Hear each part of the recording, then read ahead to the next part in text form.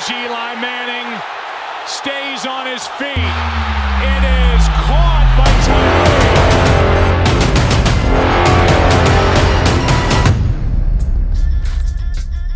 Tyree. Welcome to Catch the Moment podcast. This is your host, David Tyree. Super excited to be back with you for another week. And guess what? It's just little old me here. Not too bad, but I trust you. We're going to deliver a few dimes, get out the way.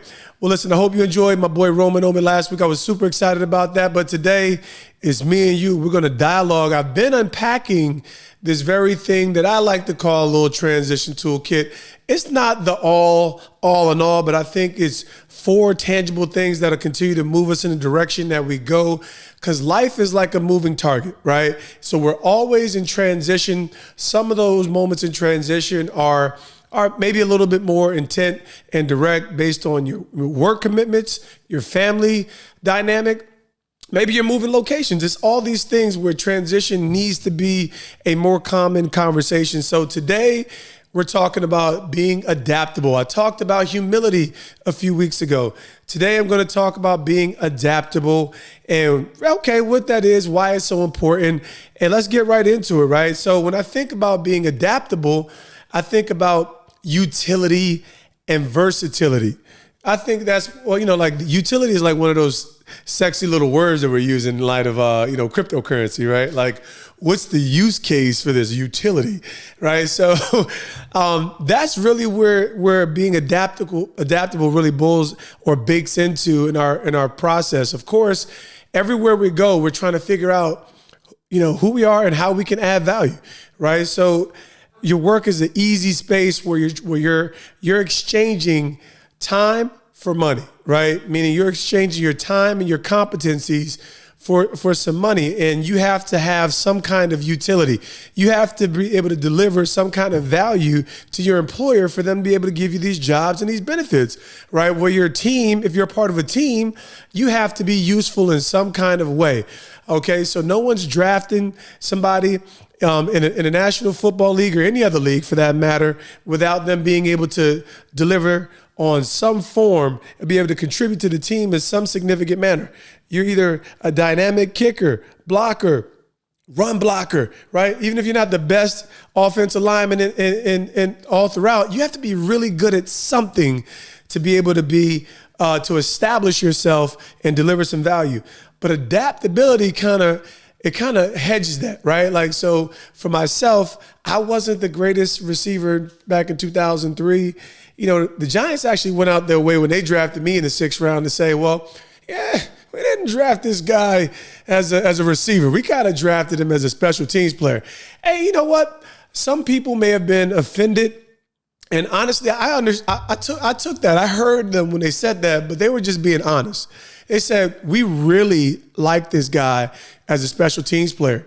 I mean, we'll see where he is as a wide receiver. Obviously, everyone has to play a position in the game in the sport of football. But it was my ability to recognize something as a collegiate athlete was how I can deliver value to my team that caused me to put the emphasis on the play of special teams. And it created some versatility and adaptability, meaning as a receiver, you're usually not known for being a good blocker, right? But if you're going to play on special teams, you have to be able to block. So that's just a personal use case where some utility and versatility come together to create what I like to call, what we call adaptability. So it basically allows you to see a situation for what it is or for what it can become. So, if you're, really, in order for you to become adaptable, you have to recognize an opportunity as valuable to you.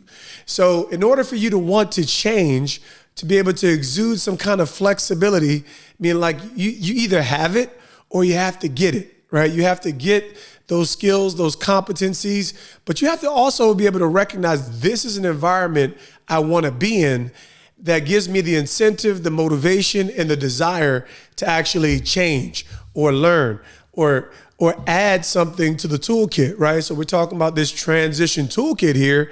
Well, that's one of the first things we have to do in order to become adaptable. We have to recognize that, you know what? I want to be a part of this company. I want to be a part of this team. I want to be a part of this group. And for that reasons, it gives you a little bit more incentive, desire, and motivation to be able to, okay, this is who I am today, but I can do this. I can do this. And that's really where adaptability really serves us well in the midst of transition. Why is it focal point in the midst of a transition? Because life becomes a moving target and you can't control all the parameters in the midst of a transition, right? I can't control it. And, you'll hear me talk about, I haven't unpacked, my little COVID nightmare. One of these days, I'm going to really shape 2020, what 2020 was like. You want to say Rex Ryan, zero blitz, Baltimore Ravens style? I know they got, old Wink in there, but I'm talking about the old school Ravens, bring the house, Chris McAllister, some of those. Yeah, it was that kind of year for me in 2020, but I had to be able to adapt. I had the comforts of a nice salary position in a front office with the New York Football Giants, and all of a sudden that was gone. I was a business owner of a small business in the middle of COVID, and you had to be able to learn, ask questions, adopt new skills. I had to acknowledge my imperfections and what I didn't see, but while also seeing the opportunities. Oftentimes, if you're, whether you're in a marketplace or whether you're assessing a new opportunity, you might use a tool called the Swot Analysis, right? A Swot Analysis simply recognizes or takes note of your strengths, your weaknesses, your opportunities, and your threats. So it positions you to kind of really assess an opportunity, whether it's an objective that you want to accomplish within your department, or whether it's assessing a business. What are the opportunities? What are the threats? What are the strengths? And what are the weaknesses if we move forward? So adaptability really marries realism with optimism. I'll say that one more time. Adaptability, it really marries realism with optimism. That's me. I just want you to know, back in the day when I was like 6 and no one cared, I got like this trophy for being the most optimistic kid in this class. I just wanted y'all to know that the Super Bowl trophy, the Lombardi trophy, wasn't the only trophy I hosted. I'm just saying, if we're going to talk about it, you might as well talk about a few other awards. But optimism is something I'm into. I'd rather give you, I just have this, people are disappointing sometimes, right? So, but I still have this optimism about the potential of people. There's a little bit of the coach in me that's bled down for me to be more optimistic in my approach in dealing with others and what they can bring to the table. Okay, so that's was so useful about this skill set. And anytime you put ability at the end of something, dependability, adaptability, availability, you should recognize these things as not just simple things that we encounter in our daily life. We should recognize them as a superpower, right? The ability is the power to do something. The ability is the power to do something. So when I say adapt, it means you have the ability to change, to recognize and be flexible and be able to suit a need given the environment. So that's where we're in. We're in a fast-paced environment in our culture today, in the marketplace. There are changes everywhere. And this is where adaptability as a soft skill really, really, really begins to add just an immense amount of value in the pecking order. We need this. Okay, so that's the whole deal. Can you provide more value outside of the scope of your responsibility? Okay, so let's look at it if whether you're a part of a team, okay, and even let's just imagine a marriage just for the sake of traditional roles. We know that no relationship is static, no job role within a given company might be static.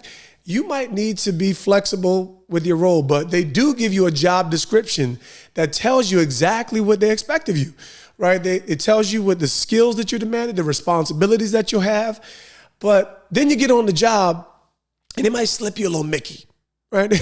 It might slip you a little Mickey.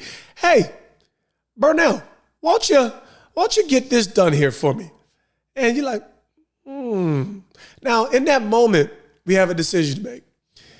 Am I going to exceed my expectations above and beyond my role and responsibility And you would be well within your right to choose maybe the other, to say, well, this really isn't within my job scope. And this is where the nature of adaptability proves. It really, you have to assess whether, and depending on what you're being asked to do, right?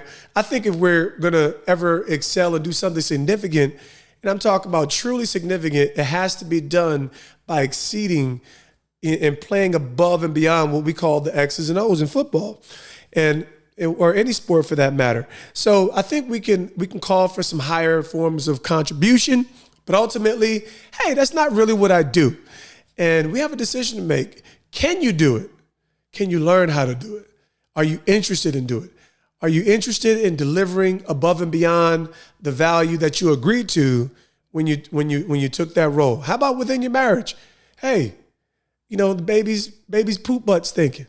You're the dad and you don't really, change too many diapers, and your wife is just a little stressed out. You've already agreed that, you know what? I got like a, one diaper a week quota, and for whatever reason, she's calling you to the front of the line this month. That's can you be adaptable? Can you deliver above what you've agreed to?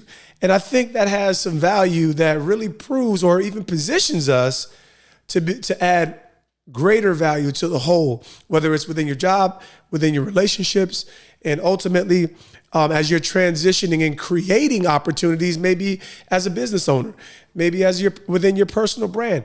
I think when you're creating your own business, you actually may be forced to exercise some more of these skills. So it's really about being flexible and able to be able to change in order to be successful, right? So adaptability incorporates all this, right? So it also works in compliance with a lot of other soft skills, right? So adaptability, if you're going to kind of exercise this muscle here, you're probably going to need to be resourceful. You're probably going to need to be persistent. You're probably going to need to be a learner, have a growth mindset. You're probably going to need to, pull from these other pools of base. I wouldn't call everything, nothing's basic to me. Meaning when I think that humans are just so dynamic, when you consider something as robust, my favorite skill set to pull from others is resourcefulness. I love resourceful people. You know why? Because I'm not resourceful, right? It's kind of like being like, how did you find out about that program? How did you find out about that scholarship, right? So resourcefulness is a dynamic skill set. And oftentimes, if we're going to be adaptable, we're going to have to exercise some of this to be able to find solutions, right? And that's really what business is all about, providing a service or a product that solves a problem. And I think if we can do that, we're going to have to employ some of these skills. So adaptability serves us in so many different ways. Now, of course, personal adaptability is the primary thing. But can you be adaptable in your thinking? Can you be adaptable in your emotions? Now, when I mean emotional adaptability, I'm really talking about our ability to recognize differences within other people, right? And I don't want this to get overblown. I don't want you to think about being a chameleon when you're thinking about being adaptable. I don't think there's anything wrong with a chameleon. I actually have a bearded dragon, or my kids have a bearded dragon. And, I've always been into lizards myself. I think they're cool. They're low maintenance, right? They're cold-blooded. But ultimately, I want us to recognize that this is a choice that we're employing. This is a choice. So adaptability is not about being authentic and not about being the teacher's pet, sucking up. It's really about creating opportunities and adding value beyond what you've agreed. And you have to make this work to you. The moment that you may feel or recognize that you're being maybe taken advantage of because you're willing to do more and add more, I think that's when you have to begin to consider whatever conversation. But just know that you need to develop a track record of that, not just a one-off situation. So cognitive adaptability is more about our thinking process, being able to think through certain things. And this was actually something I found through the Center of Creative Leadership. It's smarter people than me, but I like to, just get a good Google search, right? But this is something that makes a whole lot of sense. And I do think it's worth recognizing that we can be adaptable in a few different ways. And then emotional adaptability is about our ability to recognize differences in others. And I like to celebrate differences. African-American male, I'm like old school black. I'm not like, a lot of people see me and they think I'm Dominican. Like I'm black, I glisten a little bit, y'all see the vibes. But I think that, like old school black is kind of like, I don't speak another language. I'm African-American. But I do love to celebrate the difference. I grew up in a super diverse town in Montclair, New Jersey. We had everything going on. Asians, Caucasians, just Hispanics, everybody was up in there. Jamaicans, Haitians, everybody was up in there. So, not only did we get along with each other, I grew up in a time where we were able to make fun of each other and it was okay. But at the end of the day, we learned from one another, right? We got along with one another. We played with one another. We befriended one another, and we added value by learning from each other. And that's kind of what that sense of adaptability also has, the ability to work well with us within any traditional or non-traditional environment. Obviously, sports is always a galvanizing force that allows us to understand people better, right? And any time that you join someone with a united mission, then those bonds get created a little bit deeper, and you're actually able to learn and become that much more empathetic and really gain a lot more than we could have imagined. What are some great examples? Sports does present a tremendous example of being adaptable. Taysom Hill plays for the New Orleans Saints, and I forget what they call him. It might be slash, but the dude has done everything from block punts, return kicks, start in the National Football League as a quarterback. That might have been questionable, but he has done it, and he has actually performed at a very high level doing it. Consistency is another conversation. I'm not going to go too deep down this rabbit hole, but Taysom Hill is a physical, athletic example of the height of versatility at the highest level, right? Utility and versatility. He has demonstrated as a teammate, as a competitor, right? And ultimately has a number of competencies within the game of football that demonstrates that he's adaptable. His value, boom, through the absolute roof. So while he got a shot, he negotiated a contract a couple years ago that gave him quarterback money, although we haven't seen that kind of quarterback performance. It was his versatility. It was his usefulness to the team and his versatility, that willingness to adapt, that really created immense amount of value for Taysom Hill. Magic Johnson is an old school classic example. During the Magic Michael era, I was on the Magic side of things. Don't try to stone me now, okay?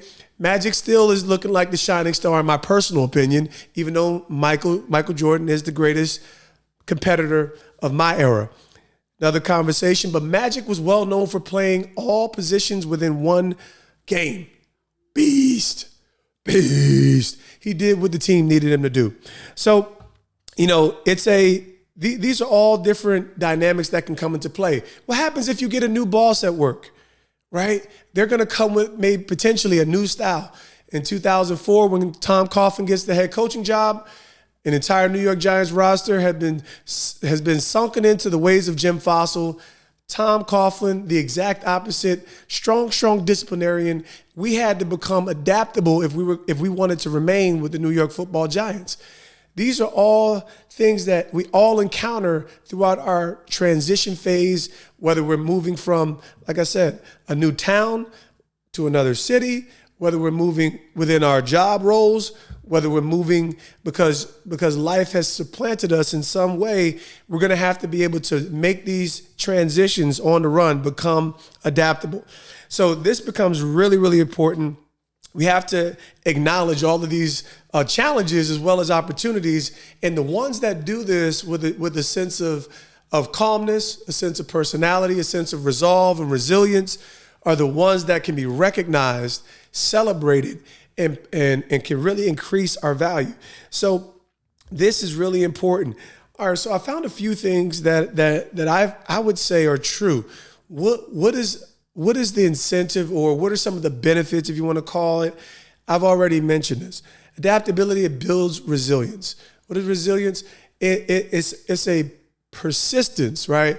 It's a persistence that allows us to, it positions us to overcome, right? So regardless of how I suffer, what my experiences might be, or, what I'm positioned to overcome, how I'm working to find success, what adversity I come, it's my adaptability, my ability to be flexible in light of the circumstances that position me to overcome these obstacles. Adaptability sets you apart, man. Don't be a one-trick pony. Now, here's the deal. I don't want it to be excessive either. So you could also be, right, they say the jack of all trades and the master of none. That's no bueno anything. I would share with any rookie in the National Football League, and I would say you have to get good at something fast. You have to be very good at something fast. So for me, it was special teams. For me, what gave me 7 years in the National Football League was I was the best special teams player in the league for a while. That was it. And it positioned me to get better at other skills in my natural position at wide receiver. So being adaptable will set you apart. It is a skill, a soft skill that can be worked, but the ability to add value in multiple ways, it really begins to elevate you. So you have to be good at something. You have to determine what your core competency is. But once you've established something, now you can work toward developing skills in other particular areas. Okay?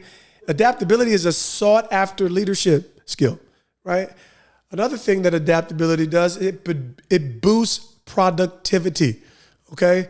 And listen, there's been a lot of one-man armies, I'm sure, in the space of content creation. Like, folks out here doing it, man. Folks out here learning these skills. You're on YouTube. Like, exercise that sense of resourcefulness so that you can find ways to get great done. It boosts productivity, right? And I talked about previously in the transition toolbox, I talked about humility. Adaptability flows out of humility. Because humility creates self-awareness and a willingness to learn. So that spills right into this virtue that will add a ton of value for you as an individual, for you within your relationships, and maximizing your value wherever you go. And let's just be honest, right? There's nothing like owning the confidence of being able to deliver the diamond, right? Like, to confidently say, I can do that. Now, just make sure you don't get yourself in too much of a fit. Don't take on too many projects that you're not truly fit for, right? Because we want to be able to deliver, but we also don't want to lay a track or breadcrumbs to too much disappointment. We don't want to mar ourselves in the name of zeal and overconfidence. So just begin to assess yourselves rightly. And the last thing, being adaptable, right, it's just dope. It's just like, at the end of the day, it's like to be able to get more done, to be able to be able to react positively in the midst of a changing environment, and be able to demonstrate different competencies and be able to actually get those deliverables out in a way where, you're adding value to your team, to your workforce. It's really a good feeling to have that sense of, okay, I can work well with others. I can encourage and uphold. It's going to take some of these things. Change management is one of the most sought after competencies within any organization. So whether it's cultural changes in nature to leadership, or whether it's just navigating the changes that life is dictating to us any given day, any given time. So I'm living this as a business owner, up to 30% inflation on the cost of goods in the organic market. Change is happening everywhere. And if we're not resourceful, if we're not flexible in our disposition, our mind, our attitudes, and even our emotions, then we're going to find ourselves limited. We're going to find ourselves stressed. We're going to find ourselves overexerting particular energies and unsatisfied. And that's not what we want, because catching the moment is really all about delivering you to your next moment of achievement, to success and being able to embrace the journey that life is delivering to you. So listen, there's a destination for every single one of us to get to. Being adaptable is one of the core competencies or soft skills that you can have that will really, really equip you to find that sense of satisfaction, peace, and purpose. So I hope that was helpful. That's what we all always here for. Remember, that's another tool in the transition toolkit. Lock it away. Listen, just get slippery with it. Or just get slippery with it. That's what adaptability is like. Having the confidence that you can deliver is adding value beyond your responsibility. So listen, folks, I appreciate y'all for digging in with me every week. Y'all get ready because I got something cooked up for you next week that's going to keep your mind stimulated. And I'm telling you, it's going to keep the brain salivated. We are getting great done every single week. So I need y'all to tune in. Apple, YouTube, Spotify. We're going to continue to keep this movement steamrolling full-fledged. I'll see you next week.